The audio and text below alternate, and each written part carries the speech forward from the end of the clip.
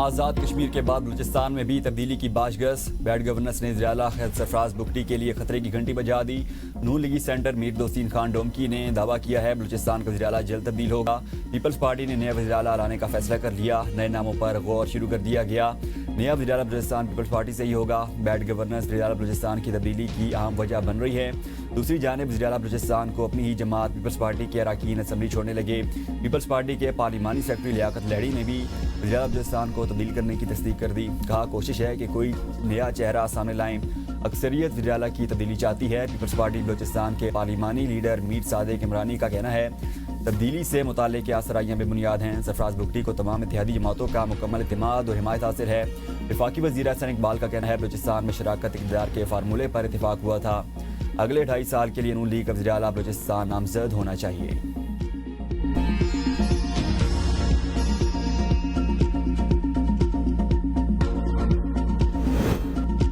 28ویں ترمیم پر نون لیگی وزراء کے متضاد بیانات۔ 28ویں ترمیم پر ابھی تک کوئی بات نہیں ہوئی، نہ ہی کوئی مسودہ تیار ہوا۔ وفاقی وزیر اطلاعات عطا ترڈ کا دعویٰ۔ کہا 28ویں ترمیم پر سیاسی جماعتوں اور صوبائی حکومتوں سے بات کی جائے گی۔ صوبوں کی مرضی کے بغیر NRC ایوارڈ میں رد و بدل نہیں ہوگا۔ 18ویں ترمیم کو رول بیک نہیں کیا جائے گا۔ نئی صوبوں کے قیام ابھی کچھ کہنا قبل از وقت ہے۔ بحث چل رہی تھی کہ جس صوبے کی زیادہ آبادی ہے اس کو زیادہ شیئر ملے۔ آبادی کے تناسب سے فنڈز ملیں گے تو آبادی بڑھتی رہے گی۔ وزیر مملکت قانون بیرسٹر عقیل کا کہنا ہے 28ویں ترمیم پر کام شروع کر دیا۔ 27ویں ترمیم کے وقت MQM نے کچھ تجاویز رکھی تھیں۔ MQM کو یقین دہانی کرائی تھی کہ 28ویں ترمیم میں تجاویز پر عمل کیا جائے گا۔ بلدیاتی قانون سے متعلق MQM کی تجاویز کو 28ویں ترمیم میں شامل کیا جائے گا۔ بلدیاتی قانون سے متعلق کئی مسائل ہیں جن پر بات ہونا ضروری ہے۔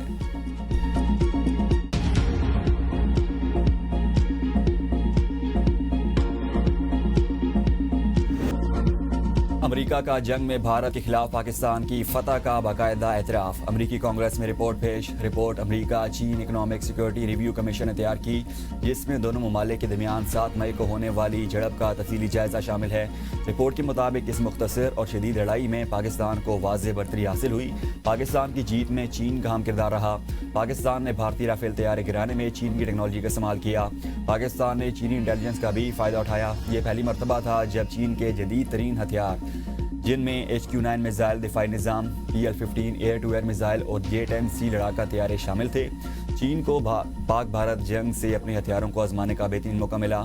بھارت نے اعتراف کیا پاکستان نے 109 ملٹری اہداف کو نشانہ بنایا۔ بھارت کا الزام ہے کہ جنگ کے دوران چین نے براہ راست پاکستان کی مدد کی۔ پاکستان کی کامیابی کو دیکھ کر انڈونیشیا نے رافیل طیاروں کی خریداری کا منصوبہ ختم کر دیا۔ رافیل طیاروں کی عالمی ساکھ کو بھی نقصان پہنچا۔ چین نے جون 2025 میں پاکستان کو J-35 جدید لڑاکا طیاروں کے KJ-500 ایئر کرافٹ اور بیلسٹک میزائل دفاعی نظام کی فروخت کی منظوری دی۔ پاکستان نے اپنے 2025-2026 کے دفاعی بجٹ میں بھی 20% اضافے کرنے کا اعلان کیا، جس کے نتیجے میں مجموعی سرکاری بجٹ میں کمی کے باوجود دفاعی اخراجات بڑھ کر $9 ارب تک پہنچ گئے۔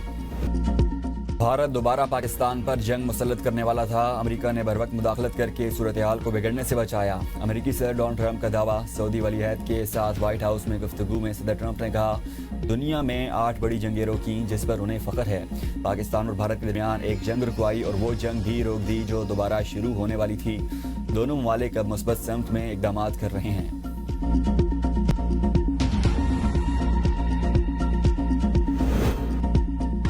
پاکستان نے بھارتی طیاروں کے لیے فضائی حدود کی بندش میں 23 دسمبر تک توسیع کر دی۔ نیا نوٹم جاری۔ فضائی حدود کی بندش نے ایئر انڈیا کو مالی بحران سے دوچار کر دیا۔ ایئر انڈیا کو 4000 کروڑ بھارتی روپے کا نقصان۔ بھارتی میڈیا کے مطابق پاکستانی فضائی حدود کی بندش سے نقصانات کے باعث ایئر انڈیا نے حکومت سے 4000 کروڑ مانگ لیے۔ آپریشن سندور میں پاکستانی فضائی حدود کی بندش نے بھارتی ایئر لائن کو طویل راستے اختیار کرنے پر مجبور کیا۔ ممبئی اور بنگلورو سے امریکہ اور کینیڈا کے روٹس پر پروازیں شدید متاثر۔ فضائی حدود کی بندش کے نتیجے میں ایئر انڈیا کے ایندھن کے اخراجات میں 29% اضافہ ہوا۔ طویل روٹس پر سفر کے اوقات 3 گھنٹے تک بڑھ گئے۔ ایئر انڈیا نے مزید بھاری نقصانات سے بچنے کے لیے چین کی فضائی حدود استعمال کرنے کے لیے حکومت سے رجوع کر لیا۔ رواداری اور برداشت کا کلچر ہمارے سماج میں سمایا ہوا ہے۔ کئی قربانیوں کے بعد پاکستان معرض وجود میں آیا۔ وزیر اعظم شہباز شریف کا اسلام آباد میں تقریب سے خطاب۔ کہا قائد اعظم کی قیادت میں لاکھوں مسلمانوں کی قربانیوں سے پاکستان بنا۔ تحریک پاکستان میں ہر طبقے کے لوگ شامل تھے. قائد اعظم کی سوچ تھی ایسا پاکستان ہو جس میں تمام مذاہب کو مکمل آزادی ہو. وزیر اعظم شہباز شریف کی زیر صدارت جائزہ اجلاس مونسون کے نقصانات سے بچاؤ کے وزیر اعظم نے کلیل المدتی منصوبے کی منظوری دے دی. منصوبے پر فوری عمل درآمد کا حکم. ضلع کی سطحی پر ارلی وارننگ سسٹم فعال بنانے کی ہدایت. وزیر اعظم نے کہا پاکستان ہر تیسرے سال موسمیاتی تبدیلی کے اثرات پر GDP کا بڑا حصہ خرچ کرتا ہے. پاکستان کا موسمیاتی تبدیلی میں کردار نہ ہونے کے برابر لیکن اثرات شدید بھگت رہا ہے. ملک میں بہت جلد کچھ بڑا ہونے والا ہے. وزیر اعلیٰ خیبر پختونخوا سہیل آفریدی کا ہری پور میں جلسے عام سے خطاب. کہا بانی تحریک انصاف اپنے اہل خانہ سمیت ملک کے لیے قربانیاں دے رہے ہیں. 23 تاریخ کو ہونے والے ضمنی انتخابات میں PTI کو ووٹ دیں. اگر انتظامیہ یا پولیس نے دھاندلی کی کوشش کی تو انجام اچھا نہیں ہوگا. انتخابی نتائج تبدیل کیے گئے تو حالات سنگین ہوں گے. وزیر اعلیٰ خیبر پختونخوا سہیل آفریدی کا ثوابی میں غلام اسحاق خان انسٹیٹیوٹ کا بھی دورہ. فیکلٹی اپارٹمنٹس کا افتتاح کیا. وزیر اعلیٰ کا قبائلی اضلاع کے طلبہ کے لیے 20 اسکالرشپس کا اعلان. کہا کہ خیبر پختونخوا میں کوئی بھی بچہ مالی مشکلات کی وجہ سے تعلیم ادھوری نہیں چھوڑے گا. طلبہ کے نئے آئیڈیاز کو حکومت بھرپور سپورٹ فراہم کرے گی.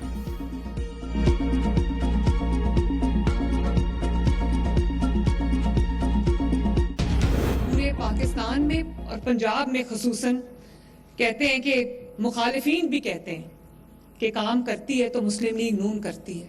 کئی لوگ ہوتے ہیں سیاست میں انہوں نے کئی سال ضائع کیے. آج ان کا نام لو تو لوگوں کے دلوں میں کیا آتا ہے؟ لوگوں کے ذہنوں میں آتا ہے بدتمیزی، بد تہذیبی، ڈنڈا مار کٹائی، فساد، فتنہ، جھگڑا، گالی گلوچ. کام محنت سے ہوتا ہے، جادو ٹونے سے نہیں. کچھ لوگوں نے سیاست میں کئی سال ضائع کیے، کام نہیں کیا. ان کا نام لو تو بدتمیزی کا خیال آتا ہے. وزیر اعلیٰ پنجاب مریم نواز کا راولپنڈی میں گرین بس سروس کی افتتاحی تقریب سے خطاب. کہا پرفارمنس کی بات ہوگی تو صبح سے شام ہو جائے گی لیکن نون لیگ کے کارنامے ختم نہیں ہوں گے. مخالفین بھی کہتے ہیں کہ کام کرتی ہے تو نون لیگ کچھ کرتی ہے. کچھ لوگوں کا ذکر ہوگا تو گالیاں، دنگا اور فساد آتا ہے. یہ وہی ملک ہے جس کی کچھ وقت پہلے ڈیفالٹ کی باتیں ہو رہی تھیں. مسلم لیگ نون عوام کی فلاح و بہبود پر توجہ دیتی ہے. پنجاب میں 1.5 سال میں جو کام ہوئے اس کی مثال نہیں ملتی.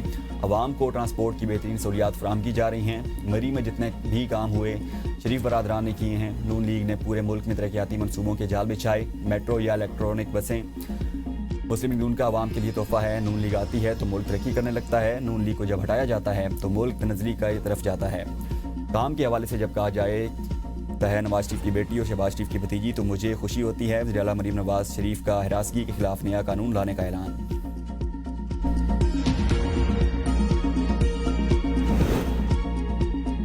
چیف جسٹس پاکستان نے جوڈیشل کمیشن آف پاکستان کا اجلاس 2 دسمبر کو طلب کر لیا. جسٹس میاں گل حسن اورنگزیب کو سپریم کورٹ کا مستقل جج بنانے پر غور ہوگا. سندھ ہائی کورٹ کے مستقل چیف جسٹس کی تقرری کے لیے اجلاس بھی 2 دسمبر کو ہوگا. چیف جسٹس یحییٰ آفریدی اجلاس کی سربراہی کریں گے. وفاقی آئینی عدالت ججز ٹرانسفر کیس میں انٹرا کورٹ اپیلیں 24 نومبر کو مقرر. چیف جسٹس امین الدین کی سربراہی میں 6 رکنی لارجر بینچ سماعت کرے گا. جسٹس عامر فاروق بینچ کا حصہ نہیں ہوں گے. جسٹس عامر فاروق ججز کی درخواست پر بطور چیف جسٹس ہائی کورٹ رائے کا اظہار کر چکے ہیں. اسلام آباد ہائی کورٹ ججز اور بار ایسوسی ایشنز نے سپریم کورٹ کا فیصلہ چیلنج کر رکھا ہے. 5 رکنی آئینی بینچ نے اسلام آباد ہائی کورٹ میں ججز کا تبادلہ اور سینیورٹی درست قرار دی تھی. تحریک تحفظ آئین پاکستان کے سربراہ محمود خان اچکزئی اور علامہ ناصر عباس نے بانی کی بہنوں سے ملاقات کی. بانی PTI کی بہنوں پر تشدد کی مذمت. محمود خان اچکزئی نے دیگر رہنماؤں کے ہمراہ پریس کانفرنس میں آئین پاکستان میں ترمیم کر کے ملک کو تباہ کیا جا رہا ہے. پاکستان نے غزہ کے خلاف ووٹ دیا جس کی وجہ سے آج پاکستانی قوم شرمندہ ہے. یہ حکومت بچوں اور عورتوں پر بھی ظلم کرتی ہے. ان کو عوام کا کوئی خیال نہیں. تمام سیاسی جماعتوں کو ایک ہونا ہوگا.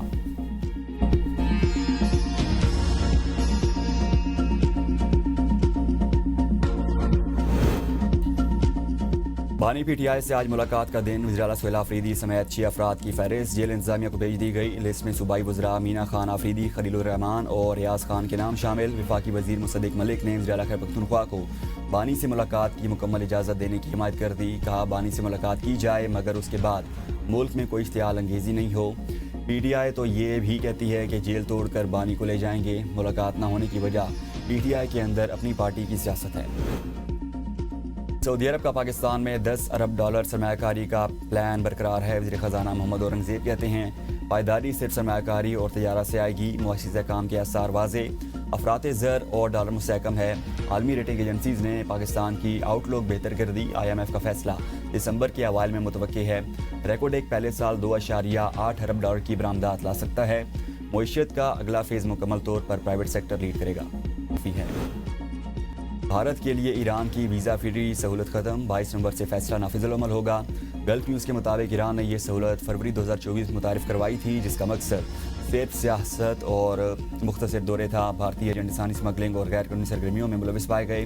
بھارتی ایجنٹس اپنے شہریوں کو ایران لے جا کر اغوا کا ڈرامہ کر کے لواحقین سے تاوان وصول کرتے تھے. کئی نوجوانوں کو غیر مجاز ایجنٹس نے بیرون ملک نوکریاں دلوانے کے جھوٹے وعدوں پر ایران بھیجا. اغوا اور تاوان کے کیسز بڑھنے پر ایران نے ویزے بند کر دیے.